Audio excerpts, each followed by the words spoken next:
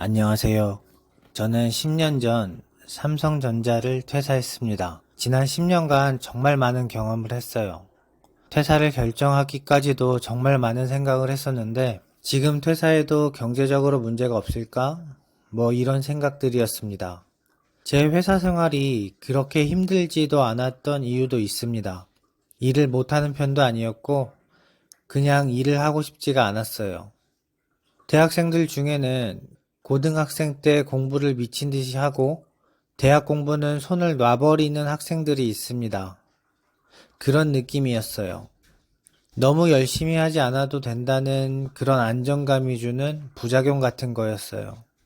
그런 와중에 부업으로 시작했던 사업이 잠깐은 잘 되고 있었어도 한때일 수도 있다고 생각했었습니다. 그러다 이 정도면 됐다 생각이 들어서 퇴사를 했는데 생각과는 많이 달랐습니다.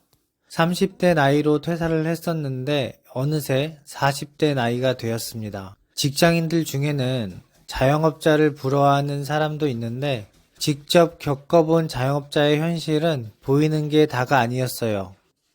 잘 되는 사람들의 이야기만 들렸었고 어려운 사람들의 이야기는 듣지 않았었으니까요. 사업병에 걸리면 눈과 귀가 머는 것 같습니다. 긍정회로가 미친 듯이 돌아가요. 회사를 다니고 있을 때는 확실히 안정감이 있었습니다. 내가 일을 엄청 잘하지는 못하더라도 이끌어주는 사람이 있어서 평균 정도만 하면 됐었고, 그렇게만 해도 때가 되면 대리 달아주고, 과장 달아주고, 부장 달아주고, 제 대학 친구들은 대부분 부장이 되었습니다. 대기업은 직원을 자르는 경우가 생각보다 많지는 않습니다. 구조조정을 하는 경우가 있긴 하지만 자영업자가 망하는 확률보다는 낮을 거예요. 대기업 외벌이로는 노후 대비가 어려울 수 있어도 대기업 맞벌이로는 대비가 됩니다. 퇴사를 할 때는 이런 안정감이 어느 정도인지 알지 못합니다. 힘들어 봐야 그때가 좋았구나 라는 것을 알게 됩니다. 퇴사를 하고 자영업의 세계로 들어오니 한 가지 필요한 것이 있었습니다. 뻔뻔함. 좋게 말해서 뻔뻔함이지 정직하게 살면 손해보는 것이 자영업자의 생활입니다. 유튜브에서 말하는 부업 이야기만 들어봐도 알 수 있습니다. 강의로 끌어들이기 위해서 속이는 이야기들이 너무 많아요. 사람을 모으기 위해서 과장해서 말을 하는 사람들도 있고 내가 살기 위해서 남을 죽이는 사람들도 있고 직장 생활도 그럴 수 있는데 자영업에서는 더 심했습니다. 내 사업이니까 남들 하는 만큼은 해야 하고 소비자들이 보고 듣는 것을 신경 써야 하니까 보고 듣는 것을 조작하는 사람들이 있었습니다. 이렇게까지 해야 하나 라고 생각하는 저 같은 사람은 안 되는 게 사업이에요. 사업에서 성공하려면 돈이 많이 필요하다는 것을 알게 됐을 때는 이미 거의 망하고 난 뒤였어요. 이렇게 꼬인 것들을 풀기 위해서는 처음부터 다시 시작할 필요가 있었습니다. 자영업을 다시 시작해도 지금은 답이 없어서 시작점을 사회생활 시작 전으로 돌려버리기로 했습니다. 다른 사람들의 영향을 받지 않고 나만 열심히 하면 되는 대학 입시로 돌아가 버렸어요. 사회생활보다 공부가 훨씬 쉬웠던 이유도 있습니다. 결국에는 약대에 입학을 했어요. 약대에 입학을 했어도 당장은 인생이 바뀌진 않았습니다.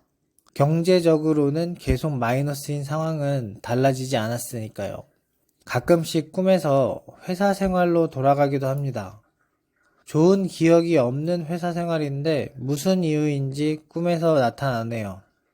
그렇다고 퇴사를 엄청 후회하지는 않습니다. 지난 결정에 대해서 크게 후회하는 성격이 아닐 수도 있고 약대라도 들어와서 미래는 괜찮다는 긍정 회로를 돌리고 있는 것인지도 모르겠습니다. 그나마 다행인 것은 공부도 못할 나이가 돼서 노후 대비가 안 된 채로 자영업을 했으면 진짜 답이 없었을 수도 있겠다는 생각을 합니다. 직장에서 나오면 수많은 사기꾼들이 기다리고 있습니다.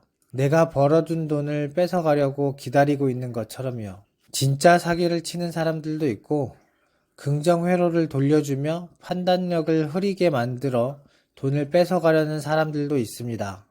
트렌드가 변하면서 잘 되던 게 한순간에 망하는 경우도 있는데 잘 되고 있는 순간에는 한순간에 망할 거라고 생각을 안 하게 됩니다. 그렇게 내가 망해가고 있다는 현실도 깨닫지 못한 채 망하는 경우도 있습니다. 제가 그랬던 것 같아요.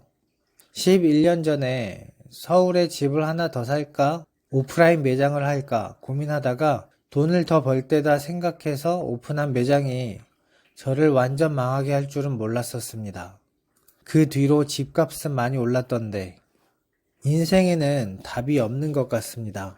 모든 선택은 가정에 대한 답이고 그런 가정은 지금 내가 하는 것에 따라 달라지는데 천성이 게으른 사람이라서 미루기가 일상이에요.